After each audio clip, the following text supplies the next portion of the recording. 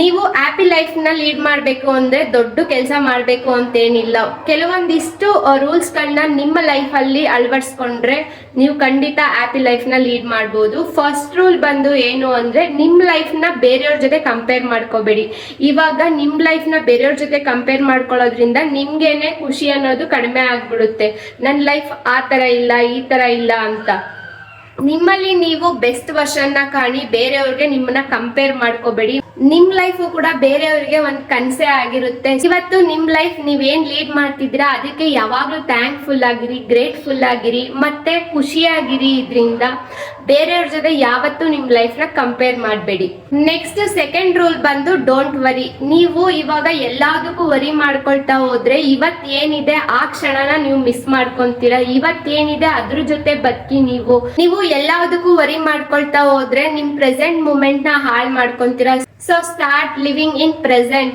So ಎಲ್ಲದಕ್ಕೂ ಯಾವಾಗ worry ಮಾಡ್ಕೊಳ್ಳೋದನ್ನ ನಿಲ್ಲಿಸ್ತೀರಾ ಅವತ್ತೇ ನಿಮ್ಮ ಹೊಸ ಲೈಫ್ ನ ಮೊದಲನೇ ದಿನ ಆಗಿರುತ್ತೆ. ಸೊ ವರಿ ಮಾಡ್ಕೊಳ್ಳೋದನ್ನ ನಿಲ್ಸಿ. ನಿಮ್ಗೆ ಪ್ರೆಸೆಂಟ್ ಅಲ್ಲಿ ಏನ್ ಕೆಲಸ ಇದೆ ಅದ್ರ ಮೇಲೆ ಫೋಕಸ್ ಮಾಡಿ, ಕೆಲಸ ಮಾಡಿ, ಎಲ್ಲಾನು ದೇವರಿಗೆ ಬಿಡಿ. ನೆಕ್ಸ್ಟ್ ಥರ್ಡ್ ರೂಲ್ ಏನು ಅಂದ್ರೆ ನೀವು ಹೇಟ್ ಮಾಡೋದನ್ನ ಮಾಡಬಾರ್ದು. ಇವಾಗ ಹೇಟ್ ಮಾಡೋದ್ರಿಂದ ನಿಮ್ ಲೈಫ್ ನಲ್ಲಿ ಟೈಮ್ ನ ಅದಕ್ಕೆ ಕಳಿತೀರಾ. ಹೇಟ್ ಮಾಡೋದ್ರಿಂದ ನಿಮ್ಮಲ್ಲಿ ನೆಗೆಟಿವ್ ಅನ್ನೋದು ತುಂಬಿಕೊಳ್ಳುತ್ತೆ. ನೀವು ದ್ವೇಷ ಮಾಡೋದ್ರಲ್ಲೇ ನಿಮ್ ಟೈಮ್ ಕಳಿಯೋದ್ರಿಂದ ನಿಮ್ಮ ಲೈಫ್ ಅಲ್ಲಿ ನಿಮಗೆ ಎಷ್ಟು ಟೈಮ್ ಇದೆ ಇನ್ನು ಅಂತ ನಿಮಗೆ ಗೊತ್ತಿರಲ್ಲ. ಸೊ ಹೇಟ್ ಮಾಡೋದನ್ನ ಬಿಟ್ಟು ಅವ್ರನ್ನ ಫರ್ಗಿವ್ ಮಾಡಿ, ನಿಮ್ಮ ಆ ಟೈಮ್ ಅನ್ನ ಬೇರೆ ಕಡೆ ಫೋಕಸ್ ಮಾಡಿ. ನಿಮಗೆ ಹರ್ಟ್ ಮಾಡಿರೋರೇ ಆಗಿರ್ಬೋದು, ಅವ್ರನ್ನ ಫರ್ಗಿವ್ ಮಾಡಿ ಮೂವ್ ಆನ್ ಆಗಿ, ಮತ್ತೆ ಲವ್ ನ ಜಾಸ್ತಿ ಸ್ಪ್ರೆಡ್ ಮಾಡಿ. ಇದರಿಂದ ನೀವು ಹ್ಯಾಪಿ ಆಗಿರ್ತೀರ ಲೈಫ್ ಅಲ್ಲಿ.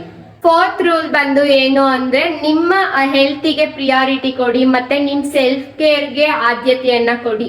ನೀವು ನಿಮ್ ಮೆಂಟಲ್ ಹೆಲ್ತ್ ಮತ್ತೆ ಫಿಸಿಕಲ್ ಹೆಲ್ತ್ಗೆ ಜಾಸ್ತಿ ಆದ್ಯತೆ ಕೊಟ್ಟಷ್ಟು ನೀವು ಸಂತೋಷವಾಗಿರ್ತೀರ. ಈಗ ಮೆಂಟಲ್ ಹೆಲ್ತ್ ಚೆನ್ನಾಗಿರ್ಬೇಕು ಅಂದ್ರೆ ನೀವು ಖುಷಿಯಾಗಿರ್ಬೇಕು. ಯಾವಾಗ್ಲೂ ನೀವು ಖುಷಿಯಾಗಿರ್ಬೇಕು ಅಂದ್ರೆ ನಿಮ್ ಹೆಲ್ತ್ ಕೂಡ ಚೆನ್ನಾಗಿರ್ಬೇಕು. ಈವನ್ ಇವಾಗ ನಿಮ್ ಫಿಸಿಕಲ್ ಹೆಲ್ತ್ ಚೆನ್ನಾಗಿರ್ಬೇಕು ಅಂದ್ರೆ ಚೆನ್ನಾಗಿ ನಿದ್ದೆ ಮಾಡಬೇಕು, 7 to 8 hours. ಚೆನ್ನಾಗಿ ಹೈಡ್ರೇಟಿಂಗ್ ಆಗಿರ್ಬೇಕು, 3 liters ವಾಟರ್ ಕುಡಿಬೇಕು, ಮತ್ತೆ ನಿಮ್ ಬಾಡಿಗೆ ಎಕ್ಸಸೈಸ್ ನ ಮಾಡಬೇಕು. ಒಂದು 30 to 40 minutes ವರ್ಕೌಟ್ ನ ಮಾಡಿ, ಮತ್ತೆ ಒಳ್ಳೆ ಡಯಟ್ ಫುಡ್ ನ ತಿನ್ನಿ, ಸೊಪ್ಪು ತರಕಾರಿಗಳನ್ನ ತಿನ್ನಿ. ಇದರಿಂದ ನಿಮ್ಮ ಆರೋಗ್ಯ ತುಂಬಾನೇ ಚೆನ್ನಾಗಾಗುತ್ತೆ. ಮತ್ತೆ ನಿಮ್ ಸ್ಕಿನ್ ಮತ್ತೆ ಹೇರ್ನು ಕೂಡ ಚೆನ್ನಾಗಿ ನೋಡ್ಕೊಳ್ಳಿ. ಇದರಿಂದ ನಿಮ್ಗೆ ಒಂದು ಕಾನ್ಫಿಡೆಂಟ್ ಅನ್ನೋದು ಬರುತ್ತೆ. ನಿಮ್ ಬಾಡಿ ಎಷ್ಟು ಆಕ್ಟಿವ್ ಆಗಿರುತ್ತೆ, ಎಷ್ಟು ಚೆನ್ನಾಗಿರುತ್ತೆ, ಅಷ್ಟು ನಿಮ್ ಮೇಲೆ ನಿಮ್ಗೆ ಖುಷಿ ಆಗುತ್ತೆ. ನಿಮ್ಮ ಬಾಡಿ ಚೆನ್ನಾಗಿದ್ದಷ್ಟು ನಿಮ್ ಮೇಲೆ ನಿಮ್ಗೆ ಸೆಲ್ಫ್ ಕಾನ್ಫಿಡೆಂಟ್ ಅನ್ನೋದು ಬರುತ್ತೆ, ಮತ್ತೆ ನೀವು ಖುಷಿಯಾಗೂ ಕೂಡ ಇರ್ತೀರಾ. ನೆಕ್ಸ್ಟ್ ಫಿಫ್ತ್ ರೂಲ್ ಬಂದು ಏನು ಅಂದ್ರೆ ಪ್ರಾಕ್ಟೀಸ್ ಸೆಲ್ಫ್ ಅಕ್ಸೆಪ್ಟೆನ್ಸ್. ಇವಾಗ ಲೈಫ್ ಅಲ್ಲಿ ನಿಮ್ಗೆ ಕೊರತೆಗಳು ಅನ್ನೋದಿರುತ್ತೆ, ಯಾವ್ದೋ ಒಂದು ಕೊರತೆ ಅನ್ನೋದು ಇದ್ದೇ ಇರುತ್ತೆ. ಅಥವಾ ನೀವು ಪಾಸ್ಟ್ ಅಲ್ಲಿ ಏನಾದ್ರೂ ತಪ್ಪು ಕೆಲಸಗಳನ್ನ ಮಾಡಿದ್ರೆ ಅದರಿಂದ ನೀವು ಸಫರ್ ಆಗ್ತಿದ್ರೆ, ಅಥವಾ ನಿಮ್ಮ ಕೈಯಲ್ಲಿ ಯಾವ್ದನ್ನ ಬದಲಾಯಿಸ್ಬೇಕು ಅನ್ಕೊಂಡಿರ್ತೀರಾ ಅದು ಬದಲಾಗದೆ ಇದ್ದಾಗ ನಿಮ್ಮನ್ನ ನೀವು ಅಕ್ಸೆಪ್ಟ್ ಮಾಡ್ಕೊಳ್ತಾ ಹೋಗ್ಬೇಕು. ಅವಾಗ ಹ್ಯಾಪಿ ಲೈಫ್ ಅನ್ನೋದು ತಾನಾಗೆ ಸಿಗುತ್ತೆ. ನೆಕ್ಸ್ಟ್ ಸಿಕ್ಸ್ತ್ ರೂಲ್ ಏನು ಅಂದ್ರೆ ನಿಮ್ ಸರೌಂಡಿಂಗ್ ಅಲ್ಲಿ ಹ್ಯಾಪಿ ಪೀಪಲ್ಸ್ ನ ಇಟ್ಕೊಳ್ಳಿ. ಈ ಹ್ಯಾಪಿ ಪೀಪಲ್ಸ್ ನ ಇಟ್ಕೊಳ್ಳೋದ್ರಿಂದ ನಿಮಗೆ ಎಂಕರೇಜ್ ಮಾಡ್ತಾರೆ, ಮತ್ತೆ ಯಾವುದೇ ನೆಗೆಟಿವಿಟಿ ಅನ್ನೋದು ನಿಮ್ಮಲ್ಲಿ ಸುಳಿಯೋದಿಲ್ಲ.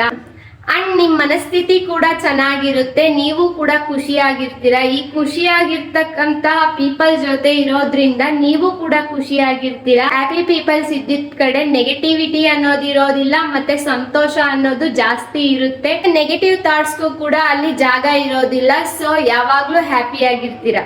ನೆಕ್ಸ್ಟ್ ಸೆವೆಂತ್ ರೂಲ್ ಬಂದು serve and be kind to others. ಇವಾಗ ನೆರೆಹೊರೆಯಲ್ಲಿ ಇರ್ತಕ್ಕಂಥವ್ರಿಗೆ ಹೆಲ್ಪ್ ಮಾಡಿ, ಅಂಡ್ ನಿಮ್ ಮನೆಯವ್ರಿಗೂ ಕೂಡ ನಿಮಗೆ ರಜಾ ಸಿಕ್ತಾಗ ಅವರಿಗೆ ಹೆಲ್ಪ್ ಮಾಡ್ತಾ ಹೋಗಿ. ಮನೆ ಕೆಲ್ಸದಲ್ಲಿ ಯಾವುದೇ ಆಗಿರಬಹುದು, ಅವಾಗ ಖುಷಿಯಾಗಿರ್ತೀರಾ ನೀವು ಕೂಡ, ಅವರು ಖುಷಿ ಆಗ್ತಾರೆ. ಮತ್ತೆ ಪ್ರಾಣಿಗಳ ಮೇಲೆ ದಯೆಯನ್ನ ತೋರಿಸಿ, ಯಾರಿಗಾದ್ರೂ ಕಷ್ಟ ಅಂತ ಬಂದಾಗ ಸಹಾಯವನ್ನ ಮಾಡಿ. ಇದರಿಂದ ನೀವು ಕೂಡ ಸಂತೋಷವಾಗಿರ್ತೀರಾ. ನೆಕ್ಸ್ಟ್ 8th ರೂಲ್ ಬಂದು ಏನು ಅಂದ್ರೆ ಲಿಮಿಟ್ ನ್ಯೂಸ್ ಕನ್ಸಪ್ಷನ್. ಇವಾಗ ಸೋಷಿಯಲ್ ಮೀಡಿಯಾ ತುಂಬಾ ಯೂಸ್ ಮಾಡ್ತಿರ್ತೀರಾ, ಅದರಲ್ಲಿ ಬ್ಯಾಡ್ ಅಂಡ್ ಗುಡ್ ಎರಡು ಕೂಡ ಸಿಗುತ್ತೆ. ಸೋಷಿಯಲ್ ಮೀಡಿಯಾದಲ್ಲಿ ಒಳ್ಳೇದು ಕೂಡ ಸಿಗುತ್ತೆ, ಕೆಟ್ಟದ್ದು ಕೂಡ ಸಿಗುತ್ತೆ. ಆದಷ್ಟು ಲಿಮಿಟ್ ಆಗಿ ಸೋಷಿಯಲ್ ಮೀಡಿಯಾನ ಯೂಸ್ ಮಾಡಿ. ಈ ಸೋಷಿಯಲ್ ಮೀಡಿಯಾ ಜಾಸ್ತಿ ಯೂಸ್ ಮಾಡಿದಷ್ಟು ನಿಮ್ಮ ಮೆಂಟಲ್ ಹೆಲ್ತ್ ಮೇಲೆ ಪ್ರಭಾವ ಬೀರುತ್ತೆ. ಸೊ ಕಡಿಮೆ ಯೂಸ್ ಮಾಡಿ, ಹ್ಯಾಪಿಯಾಗಿರಿ. ನೆಕ್ಸ್ಟ್ 9th ರೂಲ್ ಬಂದು ಜರ್ನಲೈಸಿಂಗ್ ಮಾಡಿ. ಇವಾಗ ನಿಮ್ ಡೈರಿನಲ್ಲಿ ನಿಮ್ಮ ಸ್ಟ್ರೆಂತ್ ಮತ್ತೆ ವೀಕ್ನೆಸ್ ಎರಡನ್ನೂ ಬರ್ಕೊಳ್ಳಿ. ಯಾವ್ದು ಸ್ಟ್ರೆಂತ್ ನಿಮ್ದು ಚೆನ್ನಾಗಿದೆ ಅದ್ರ ಕಡೆ ಫೋಕಸ್ ಮಾಡಿ, ಅದನ್ನ ಅಪ್ರಿಶಿಯೇಟ್ ಮಾಡ್ಕೊಳ್ಳಿ. ಇದರಿಂದ ನಿಮ್ ಸ್ಟ್ರೆಂತ್ ಏನು ಅನ್ನೋದು ತಿಳಿಯುತ್ತೆ. ಆಗ ನೀವು ಲೈಫ್ ಅಲ್ಲಿ ಹ್ಯಾಪಿ ಆಗಿರ್ಬೋದು. ನೆಕ್ಸ್ಟ್ 10th ರೂಲ್ ಬಂದು take a break from work. ಇವಾಗ ನೀವು ಕೆಲಸವನ್ನ ದಿನ ಮಾಡ್ತಿರ್ತೀರಾ ಅಲ್ವಾ, ಮತ್ತೆ ವಾರನೂ ಮಾಡ್ತೀರಾ, ಮತ್ತೆ ತಿಂಗಳೂ ಮಾಡ್ತೀರಾ, ವರ್ಷ ಪೂರ್ತಿ ಕೂಡ ಮಾಡ್ತಿರ್ತೀರಾ. ಬಟ್ ನಿಮಗೆ ತುಂಬಾನೇ ಆಗಲ್ಲ ಅಂದಾಗ ಏನ್ ಮಾಡ್ಬೇಕು ಅಂದ್ರೆ ಅದರಿಂದ ಬ್ರೇಕ್ ತಗೊಬೇಕು. ಇವಾಗ ಬ್ರೇಕ್ ತಗೊಂಡು ಪಿಕ್ನಿಕ್ ಹೋಗೋ ಅಂತದಿರ್ಬೋದು, ಟ್ರಾವೆಲ್ ಮಾಡೋ ಅಂತದಿರ್ಬೋದು, ಅಥವಾ ಬೇರೆ ಕಡೆ ಎಲ್ಲಾದ್ರೂ ನಿಮ್ ಫ್ರೆಂಡ್ಸ್ ಮನೆಗೆ ಹೋಗಿ ಬರೋ ಅಂತದ್ದಾಗಿರ್ಬೋದು.